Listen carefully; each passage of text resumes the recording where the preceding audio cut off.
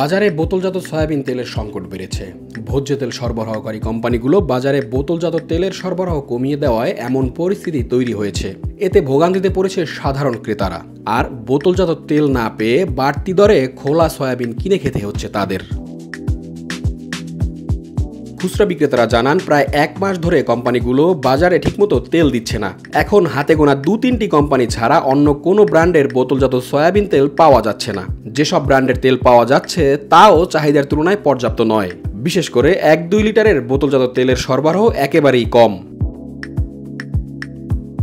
রাজধানীর বিভিন্ন খুচরা বাজার ঘুরে দেখা যায়, বাজারে খোলা সয়াবিন তেল ও পাম তেলের সরবরাহ ঠিক আছে, তবে খোলা সয়াবিন তেল আগের চেয়ে বাড়তি দরে বিক্রি হচ্ছে। বিক্রেতাদের অভিযোগ, এখন 2-1টি কোম্পানি সয়াবিন তেলের বোতল দোকানগুলোতে দিলেও তারা বোতলের সঙ্গে বিভিন্ন পণ্য ধরিয়ে দিচ্ছে।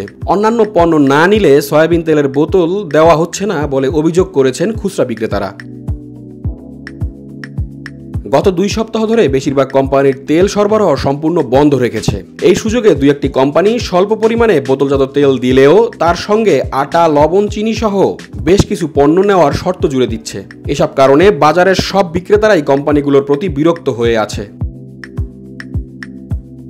ভোজ্য তেলের সংকটের বিষয়ে ভোক্তা নির্বাহী পরিচালক মোহাম্মদ খলিলুর রহমান সজল বলেন, মূল্য সংযোজন, কর কমানো সহ নানা সুবিধা দেওয়ার পরেও ভোজ্য তেল সরবরাহকারী কোম্পানিগুলো তেলের দাম না কমিয়ে উল্টো সরবরাহ কমিয়ে দিয়েছে।